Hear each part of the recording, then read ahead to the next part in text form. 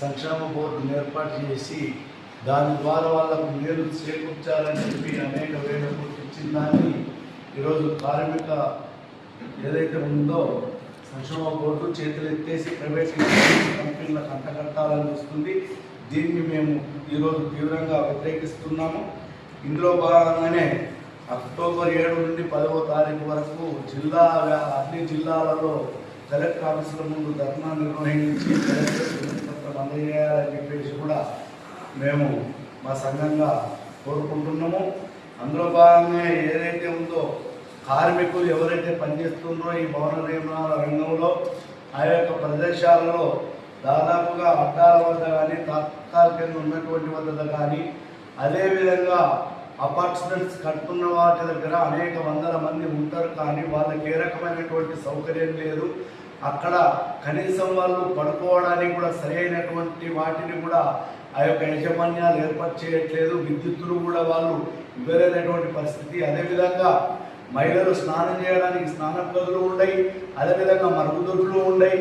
ఈ రకమైనటువంటి అనేక ఇబ్బందులు ఎదుర్కొంటున్నటువంటి పరిస్థితులు ఉన్నాయి. కాబట్టి వీళ్ళందరికీ కూడా ఈ యొక్క ప్రభుత్వం ఏదైతే కార్మిక లేబర్ ఆఫీస్ ఉందో ఈ అన్నిటిని కూడా తిరిగి పరిశీలన జరిపి ఈ అన్ని సౌకర్యాలను ఏర్పాటు చేసే విధంగా చూడాలని చెప్పేసి కూడా మేము దీని సందర్భంగా డిమాండ్ చేస్తున్నాం. అదేవిధంగా ఏదైతే భవన నిర్మాణ కార్మిక సంక్షేమ బోర్డులో 11 రకాల సంక్షేమ పథకాలు అమలులో ఉన్నాయో వీటిని కూడా ఈ యొక్క లేబర్ కమిషనర్ చేతులు ఎత్తేస్తున్నటువంటి పరిస్థితి ఉంది. అంతేకాకుండా పాక్షికంగా అంగవైకల్యానికి గురైన శాశ్వతంగా అంగవైకల్యం ఉన్న వారికి బెనిఫిట్స్ అందజేయడంలో కూడా విఫలమైంది అనేటువంటి విషయాన్ని ప్రధానంగా దృష్టిలో పెట్టుకుంటున్నాము.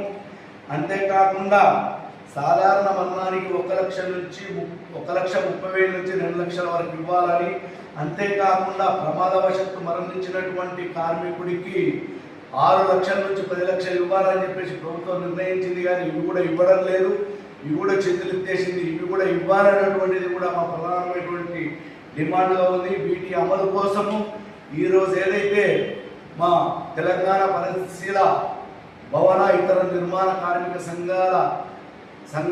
సంఘము ఈరోజు మహాసభ జరుపుకున్నదో ఈ మహాసభలో కూడా దీని సందర్భంగా ప్రభుత్వానికి డిమాండ్ చేస్తున్నాం. వీటిని అమలు చేయాలి.